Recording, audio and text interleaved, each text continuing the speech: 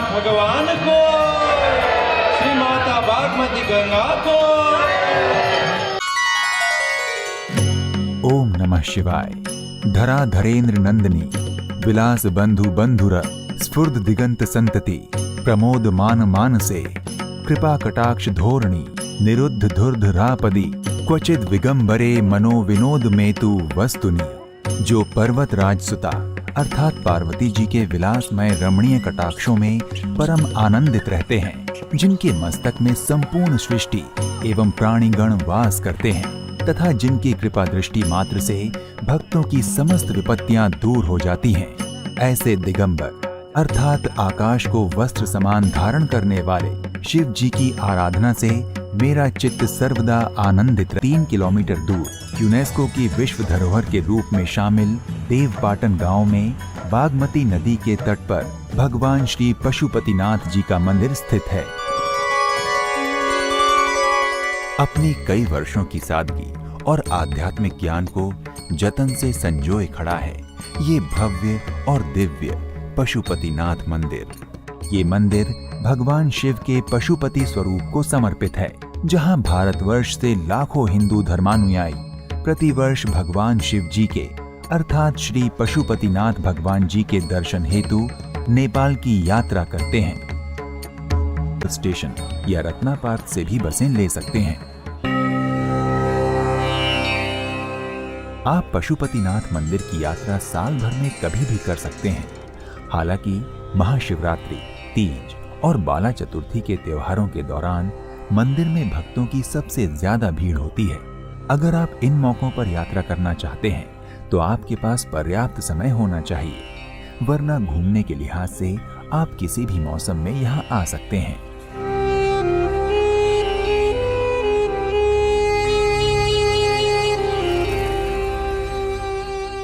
भगवान शिव का ये धाम हिंदू धर्म के 8 सबसे पवित्र स्थलों में से एक है, जिस कारण यहाँ दर्शन के लिए भारत से ही नहीं बल्कि विदेशों से भी असंख्य श्रद्धालु भगवान शिव जी के अर्थात श्री पशुपतिनाथ भगवान जी के दर्शन हेतु नेपाल की यात्रा करते हैं।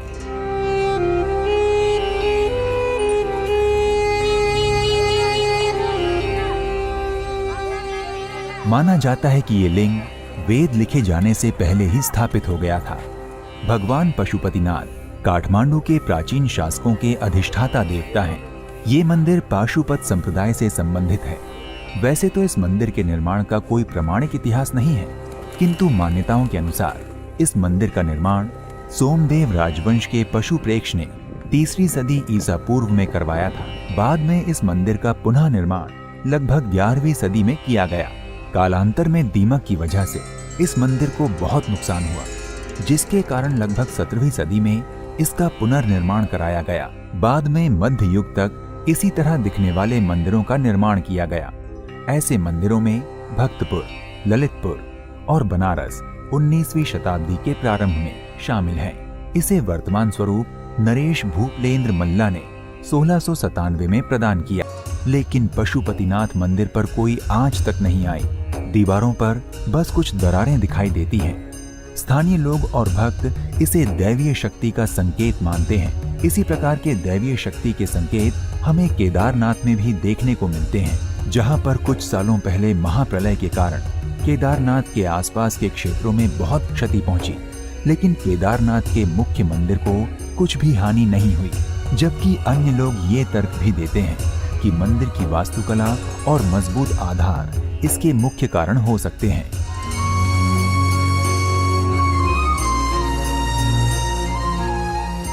भारतवर्ष के 12 ज्योतिर्लिंगों में से एक केदारनाथ का ज्योतिर्लिंग भी है और माना जाता है कि ये मंदिर केदारनाथ मंदिर का आधा हिस्सा है। 12 ज्योतिर्लिंग का हिस्सा माने जाने के कारण श्री पशुपतिनाथ भगवान के मंदिर का महत्व अपने आप बढ़ जाता है। भगवान पशुपतिनाथ नेपाल के संरक्षक देवता के रूप में पूजे जाते हैं।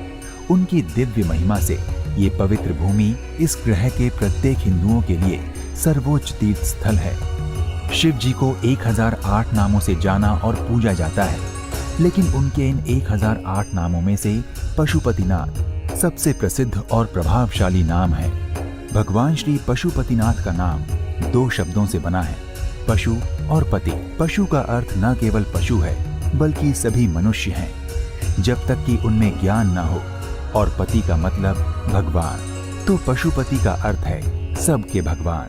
कुछ विद्वान श्री पशुपतिनाथ नाम की व्याख्या ऐसे भी करते हैं, पशु अर्थात जीव या प्राणी और पति अर्थात स्वामी या नाथ। इसका मतलब ये कि संसार के समस्त जीवों के स्वामी। दूसरे शब्दों में श्री पशुपतिनाथ का अर्थ है जीवन के मालिक।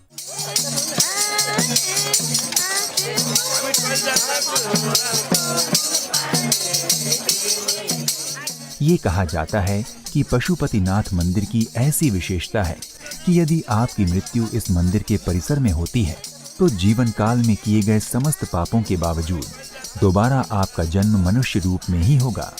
इसलिए पशुपतिनाथ मंदिर के परिसर में अपने जीवन के अंतिम पलों को बिताने के लिए कई वृद्ध श्रद्धालु इस स्थान पर आते हैं।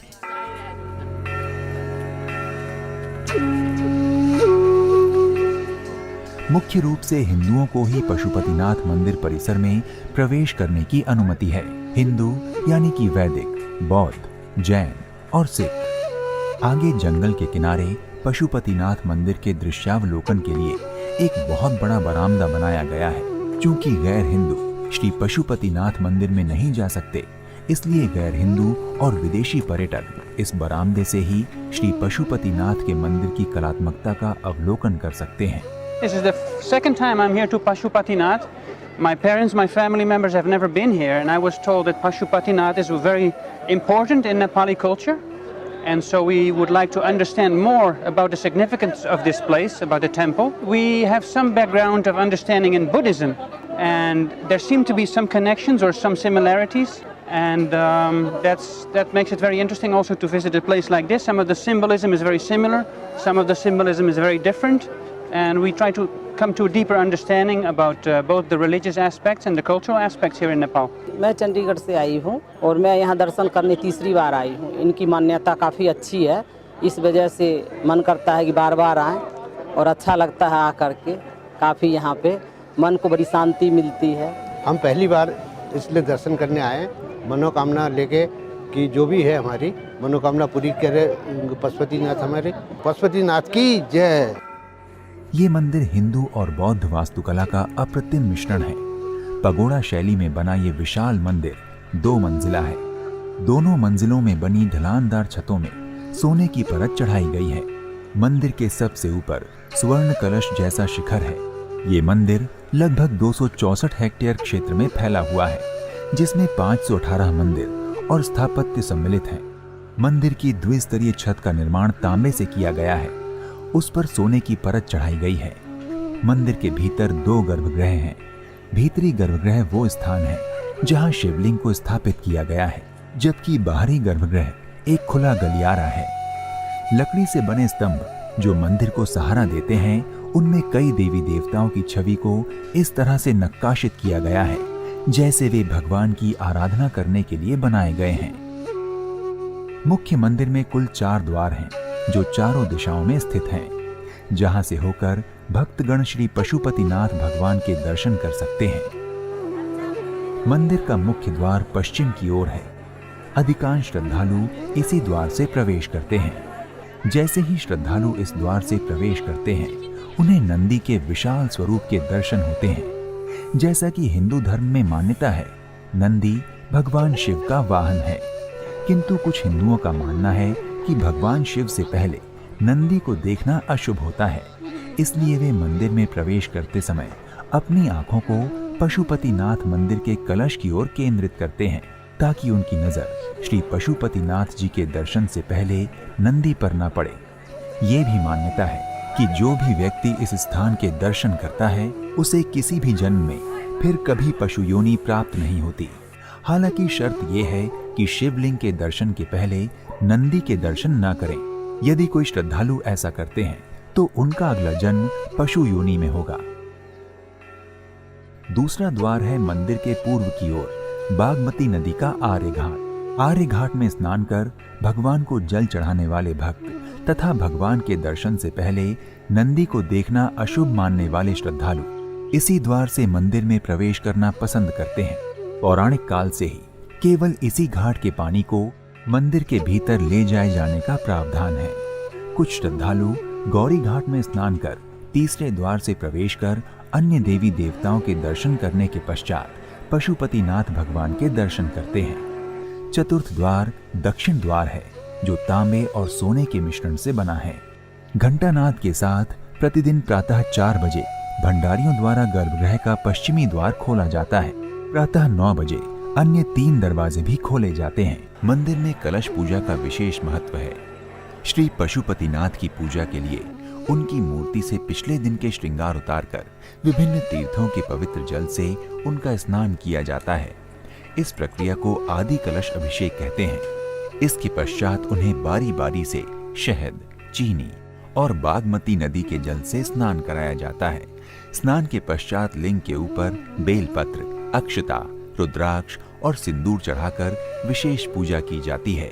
फिर अगरबत्ती, धूप, कपूर, तेल, दीप से आरती करके भक्तों को दीप स्पर्श कराया जाता है। फिर दोपहर 12 बजे भगवान का पूर्ण कलश अभिषेक होता है। दोपहर श्रृंगार आरती के बाद 1:30 बजे शंख जल अभिषेक होता है।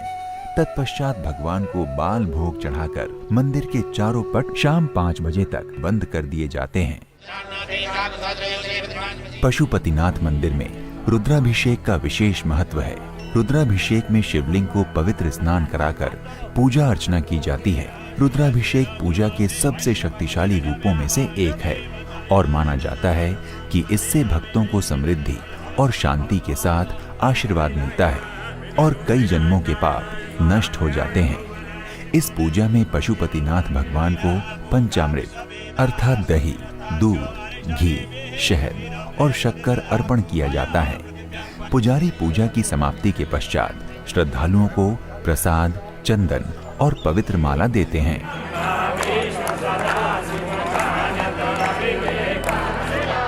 And I have been coming here since my childhood. Since I live here, so coming at Pashupati is not a new thing for me.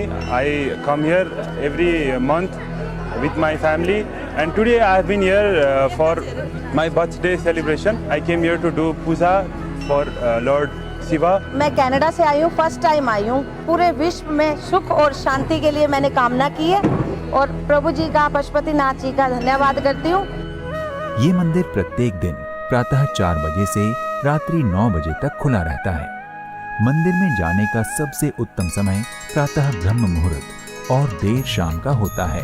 दोपहर में 1 से 1:30 बजे के बीच लिंगम को भव्य रूप से भव्य पोशाक पहनाई जाती है, जो ब्रोकेट से बनी होती है और त्रिपुंड के साथ सजाई जाती है। छत्रों को भी 4 सिर पर रखा जाता है। शीर्ष सिर पर श्री यंत्र को चंदन के साथ खींचा जाता है और उसके बाद आरती की जाती है। बाद में भोग चढ़ाया जाता है। संध्या समय फिर से आरती की जाती है।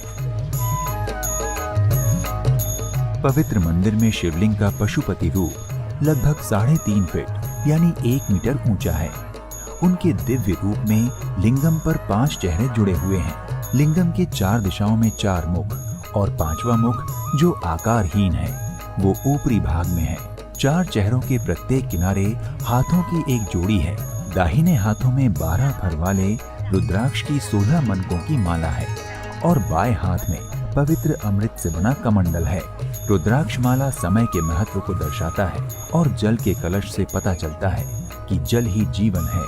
सभी मुख अपने आप में कुछ महत्व और नाम लिए हुए हैं। शिवलिंग पर पूर्व दिशा में बने मुख को तत्पुरुषा, दक्षिणी मुख को अघोरा, उत्तरी मुख को वामदेव तथा पश्चिमी दिशा वाले मुख को साध्योजटा के नाम से जाना जाता है। पशुपतिनाथ मंदिर स्थित शिवलिंग के इन मुखों को हिंदू धर्म के 4 वेदों के चिन्हों के रूप में वर्णित किया जाता है। इसके ऊपर के भाग को ईशान कहा जाता है। शिव पुराण के अनुसार इस शिवलिंग को ज्योतिर्लिंग के रूप में स्थापित किया गया था।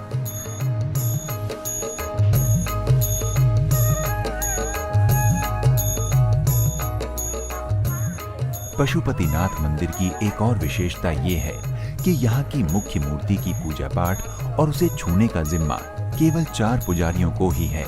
इन पुजारियों को भट्ट कहते हैं। भट्ट कर्नाटक के उच्च शिक्षित वैदिक द्रविड़ ब्राह्मण विद्वान हैं। अन्य हिंदू मंदिरों के विपरीत पशुपतिनाथ मंदिर के पुजारियों का चयन वंशानुगत तौर पर नहीं होता। पुजारियों का चयन श्री शंकराचार्य दक्षिणामन्य श्रृंगेरी पीठ से शिक्षित विद्वानों के एक समूह द्वारा होता है, जिसमें ऋग्वेदिक पाठ जो पाशुपत योग के काशी मंत्र, शिव आगमा और हरिद्वार में सामवेद के उच्चारण से होता है। इन सभी मापदंडों को पूरा करने के पश्चात उन्हें पशुपतिनाथ मंदिर के राजगुरु द्वारा पुरोहित पद के लिए चुना जाता है। फिर वेद और शिव आगमों पर कड़ी परीक्षा से गुजरने के बाद चुने हुए पुजारियों को भगवान श्री पशुपतिनाथ की दैनिक पूजा करने के लिए काठमांडू भेजा जाता है। मंदिर में तस्वीर लेना सख्त मना है, इसलिए इस चलचित्र में पशुपतिनाथ भगवान के लिंग रूपी प्रतिमा का कोई चित्रण नहीं है। विश्व में श्री पशुपतिनाथ के 2 मंदिर प्रसिद्ध हैं, एक काठमांडू का और दूसरा भारत के मंदसौर का। दोनों ही मंदिर में मूर्तियां समान आकृति वाली हैं और कहते हैं कि जो भी छायाचित्र सर्वत्र उपलब्ध हैं, वो मंदसौर के श्री पशुपतिनाथ भगवान का है। नेपाल की मूर्ति का कोई भी चित्र या छायाचित्र उपलब्ध नहीं है। श्री पशुपतिनाथ भगवान जी के दर्शन प्रत्यक्ष जाकर ही किए जाते हैं। इसे भगवान शिव के मानव अवतार के रूप में भी माना जाता है। पशुपतिनाथ मंदिर के भीतरी आंगन में मौजूद मंदिर और प्रतिमाओं में वासुकीनाथ मंदिर, उन्नमत्ता भैरव मंदिर, सूर्य नारायण मंदिर, कीर्ति मुख भैरव मंदिर, बुढ़ा नील कंठ मंदिर और 184 शिवलिंग मूर्तियां प्रमुख रूप से मौजूद हैं, जबकि बाहरी परिसर में राम मंदिर, विराट स्वरूप मंदिर, 12 ज्योतिर्लिंग और गृहेश्वरी मंदिर के दर्शन किए जाते हैं। मंदिर के बाहर एक रुद्राक्ष का पेड़ है। पशुपतिनाथ मंदिर में आर्य घाट का विशेष महत्व है, क्योंकि ये घाट मंदिर के पास एकमात्र स्थान है जिसका पानी पवित्र माना जाता है और इसका उपयोग मंदिर के कार्यों में किया जाता है।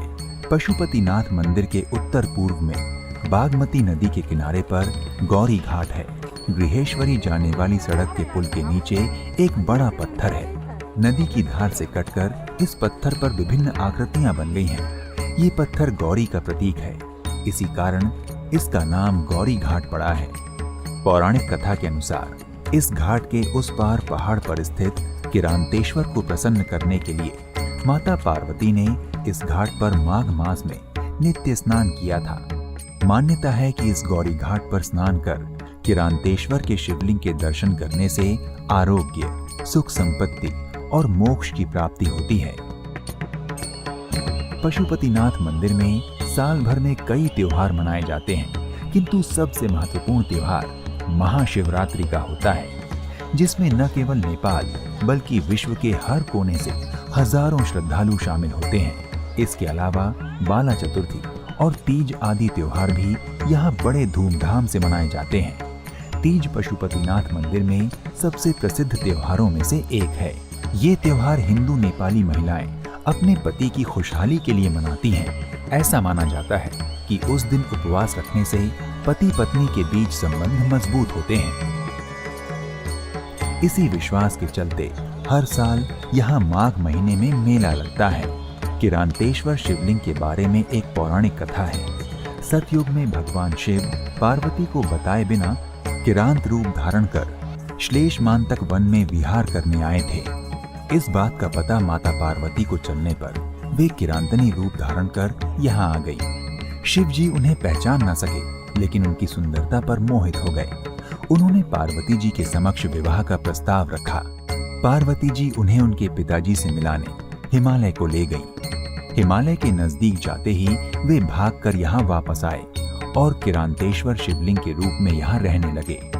इसलिए माता पार्वती ने माघ महीने में गौरी घाट में स्नान कर महादेव को प्रसन्न किया। एक पौराणिक कथा ये भी कही जाती है कि माता सती देवी ने अपने पिता दक्ष प्रजापति के यज्ञ कुंड में अपने शरीर का त्याग किया, लेकिन अग्नि उन्हें भस्म न कर पाई। शंकर भगवान सती देवी के शव को कंधे पर उठाकर विलाप करते हुए तीनों लोक में घूमने लगे। देवताओं के अनुरोध पर भगवान विष्णु ने मक्खी की रचना कर सती देवी के शरीर में छोड़ दिया। मक्खियों के कारण उनके अंग गलकर जगह जगह गिरने लगे। जहाँ जहाँ सती के अंग गिरे वहाँ एक शक्ति पीठ बन गया। ये सती देवी के प्रथम अंग पतन होने का स्थान है। इस आध्यात्मिक भूमि पर साधु, संत, बैरागी, अघोरी, श्रद्धालुगण श्री पशुपतिनाथ भगवान की भक्ति में तल्लीन होते दिखते हैं।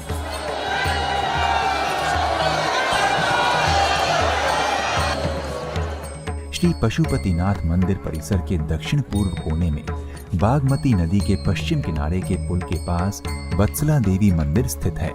ये मंदिर 2 मंजिलों का है और इसका निर्माण परंपरागत पगोड़ा शैली में किया गया है। अंदर साकार मूर्ति न होकर एक मंडप है। ऐसा माना जाता है कि यहाँ माता पार्वती अदृश्य रूप में वास करती हैं। ये मंदिर 17वीं शताब्दी का अप्रतिम नमूना है। हर साल चैत्र कृष्ण चतुर्दशी के दिन से 3 दिनों तक वत्सला देवी की रथ यात्रा निकाली जाती है। पश्चिम द्वार से बाहर निकलते ही गोरखनाथ मंदिर के लिए सीढ़ियां हैं। गोरखनाथ मंदिर शिखर शैली में बना है। श्री पशुपतिनाथ मंदिर परिसर के पश्चिमी मुख्य द्वार के बाहर पशुपति देवपतन बाजार है। पशुपति बाजार एक धार्मिक बाजार है। यहाँ धार्मिक तस्वीर, पुस्तक, पूजा सामग्री तथा धार्मिक देवी देवताओं की धातु तथा प्रस्तर की मूर्तियां मिलती हैं। यहाँ विशेष रूप से रुद्राक्ष और शालिग्राम की बिक्री होती है। पशुपतिनाथ मंदिर परिसर में दाह संस्कार की प्रथा सदियों से चली आ रही है। कथाओं के अनुसार ये मान्यता है कि जिसका भी दाह संस्कार पशुपतिनाथ मंदिर परिसर में होता है उसे मोक्ष की प्राप्ति होती है। नेपाल के विभिन्न क्षेत्रों से लोग यहाँ दाह संस्कार करने के लिए आते हैं।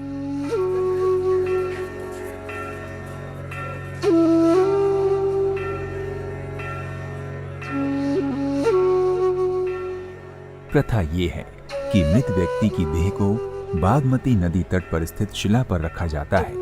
पशुपतिनाथ मंदिर में स्थित शिवलिंग के अभिषेक का जल पत्थर से बनी संकरी नली द्वारा इस शिला पर प्रवाहित होता है। माना जाता है शिवलिंग के जलाभिषेक के स्पर्श मात्र से ही मृत व्यक्ति के इस संसार के सारे पाप मिट जाते हैं और उसके लिए सीधे स्वर्ग के द्वार खुल जाते हैं। शिला पर विधि के पश्चात मृतक के बड़े बेटे का मुंडन किया जाता है और उसके बाद मंदिर के समीप बागमती नदी के तट पर मृत व्यक्ति की देह को खुली हवा में अग्नि देकर दाह संस्कार किया जाता है। मान्यता ये है कि प्रेताग्नि से उत्पन्न धुआं जब मंदिर परिसर में विलीन होता है तो मृतक को इस संसार के समस्त जीवन चक्र से मुक्ति यानी मोक्ष की प्राप्ति होती है। पशुपति क्षेत्र विकास कोष द्वारा श्रद्धालुओं को अनेक प्रकार की सुविधाएं मुहैया की जाती हैं। उनमें से विशेष रूप से पीने हेतु स्वच्छ पेयजल, श्रद्धालुओं के निजी वाहन पार्किंग की सुविधा, निवास हेतु विशाल धर्मशाला, श्रद्धालुओं के पूजा पाठ का विशेष प्रबंध, घाट व्यवस्थापन तथा दाह संस्कार हेतु विशेष प्रबंध, मंदिर और मंदिर परिसर की स्वच्छता और श्रद्धालुओं की सुरक्षा हर कोई भक्तजन फील कर सकता है। और जो मुख्य आकर्षणों में से एक बागमती नदी के किनारे होने वाली संध्या की आरती है। ये आरती मुख्य रूप से बागमती नदी के दूसरे छोर पर यानी पशुपतिनाथ मंदिर के सामने संध्या 6 बजे शुरू होती है।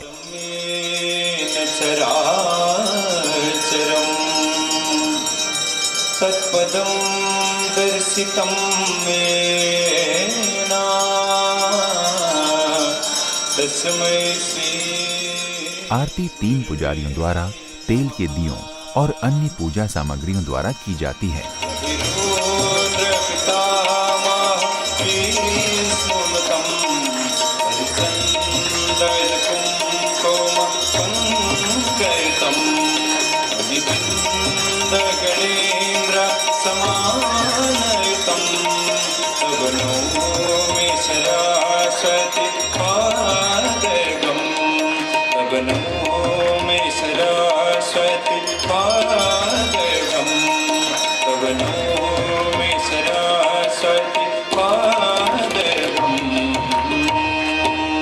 बाबा पशुपतिनाथ भगवान को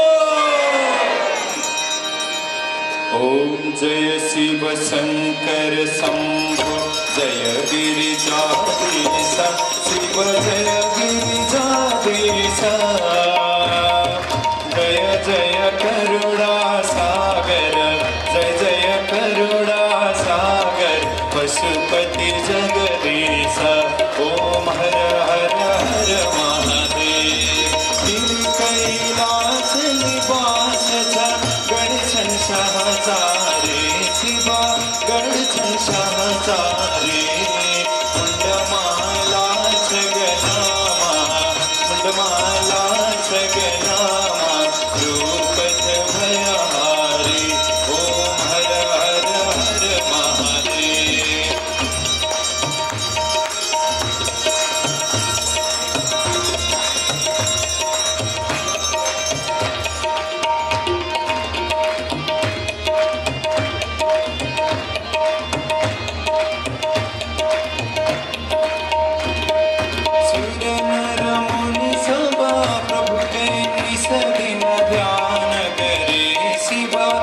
दिन ध्यान करे परमानंद मगन भये परमानंद मगन भये रामचन पार तरे ओम हर हर हर महादेव सच्चिदानंद परात्पर सजन हितकारी शिवा सजन हितकारी जय जय सांब सदा शिवा जय सांब सदा शिवा जय जय त्रिपुरारी ओम हर हर हर महादेव ओम हर हर हर महादेव ओम हर हर हर महादेव। आरती के समय कई श्रद्धालु भगवान शिव का तांडव नृत्य भी करते हैं। इस आरती का मुख्य उद्देश्य मानवता की सुख समृद्धि है।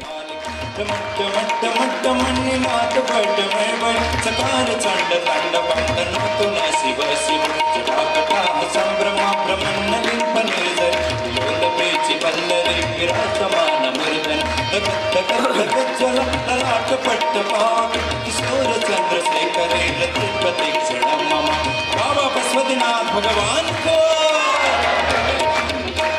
कराल भावा पट्टी कांत गंत गंत गंजल धनंजया चंद पंच साय राधेंद्र नंदिनी कुचाग्र चित्र पत्र कल्पनाय किसिपिनी त्रिवचनाय रत्रि मम नवीन मेघ मंडली निर्मल दूतर स्फुर सीतिनी कमंडल पद्म कंदर विपन्न सरिधर स्तन सुंदर कलानि मान मंदिर श्री जगदुरंदर उमापति महादेव को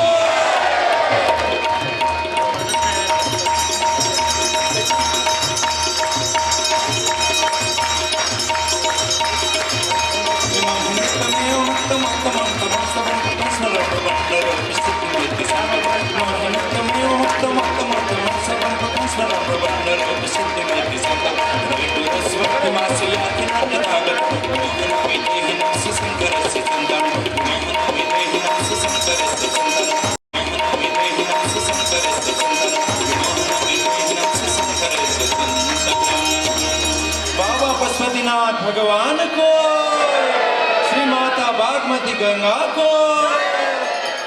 श्री पशुपतिनाथ भगवान आपकी हर मनोकामना पूर्ण करें और आपका जीवन सुखद हो। इसी प्रार्थना के साथ हम श्री पशुपतिनाथ मंदिर की यात्रा यहीं समाप्त करते हैं। जय भोलेनाथ, जय पशुपतिनाथ।